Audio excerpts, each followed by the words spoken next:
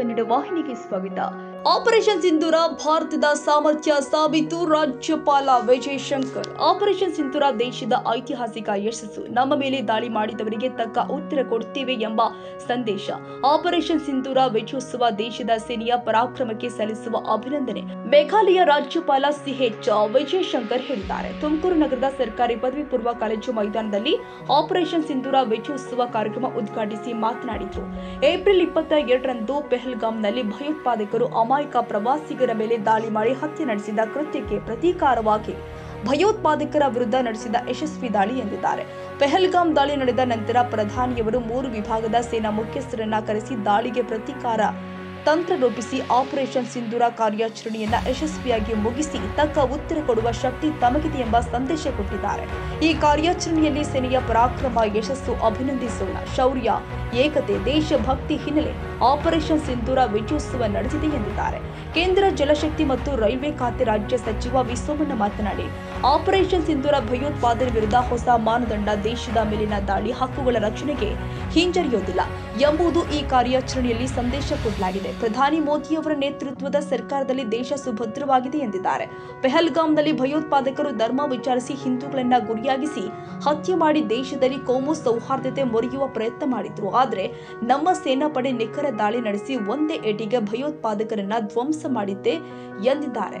ರಕ್ಷಣಾ ಸಂಶೋಧನೆ ಮತ್ತು ಅಭಿವೃದ್ಧಿ ಪ್ರಯೋಗಾಲಯದ ಮಾಜಿ ನಿರ್ದೇಶಕ ಡಾಕ್ಟರ್ ಪ್ರಹ್ಲಾದ್ ರಾಮರಾವ್ ಮಾತನಾಡಿ, ಏಪ್ರಿಲ್ 22ರ ಪೆಹಲ್ಗಾಮ್ ದಾಳಿ ದೇಶದ ಇತಿಹಾಸದಲ್ಲಿ ಕರಾಳ ದಿನವಾಗಿ ಉಳಿಯುತ್ತೆ. ಹಾಗೆ ದಾಳಿಗೆ ಪ್ರತೀಕಾರವಾಗಿ ನಡೆದ ಆಪರೇಷನ್ ಸಿಂಧೂರದ ಯಶಸ್ಸು ಮುಂದಿನ ಪೀಳಿಗೆಗೆ ಪ್ರೇರಣೆಯಾಗಿದೆ ಎಂದಿದ್ದಾರೆ.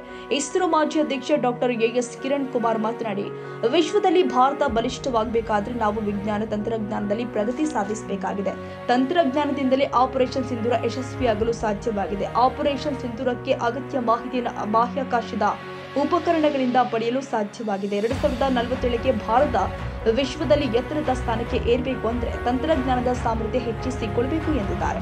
ಈ ಸಂದರ್ಭದಲ್ಲಿ ಸಿದ್ಧಗಂಗಾ ಮಠದ ಸಿದ್ಧಲಿಂಗ ಸ್ವಾಮೀಜಿ, ಸುತ್ತೂರು ಮಠದ ಶಿವರಾತ್ರಿ ದೇಶಿಕೇಂದ್ರ ಸ್ವಾಮೀಜಿ, ಆದಿಚುಂಚನಗಿರಿ ಸಂಸ್ಥಾನದ ಡಾಕ್ಟರ್ ನಿರ್ಮಲಾನಂದನಾಥ ಸ್ವಾಮೀಜಿ, ಶಬ್ರ ವೀರಭದ್ರ ಶಿವಾಚಾರ್ಯ ಸ್ವಾಮೀಜಿ, ಶ್ರೀಕಾರದ ಮಠದ ವೀರಬಸವ ಸ್ವಾಮೀಜಿ ಸೇರಿದಂತೆ ವಿವಿಧ ಮಠಗಳ ಸ್ವಾಮೀಜಿಗಳು ಭಾಗವಹಿಸಿದ್ರು. ವಿಜಯೋತ್ಸವ ಆಚರಣಾ ಸಮಿತಿ ಅಧ್ಯಕ್ಷ ಮಾಜಿ ಸಚಿವ ಸುಗುಡು ಶಿವಣ್ಣ ಅಧ್ಯಕ್ಷತೆ ವಹಿಸಿದರು. ಶಾಸಕ MT Krishnappa, MP Nadagouda, doctor MR Hulinaykar, Spoorthi Chidananda, RC Anjanappa, Asha Prasannakumar, Sampige Jagadish Prabhakar, doctor S Paramesh, Vidyavahini ಸಂಸ್ಥೆಯ ಕಾರ್ಯದರ್ಶಿ ಎನ್ಬಿ ಪ್ರದೀಪ್ ಕುಮಾರ್ ಮೊದಲಾದವರು ಭಾಗವಹಿಸಿದ್ರು.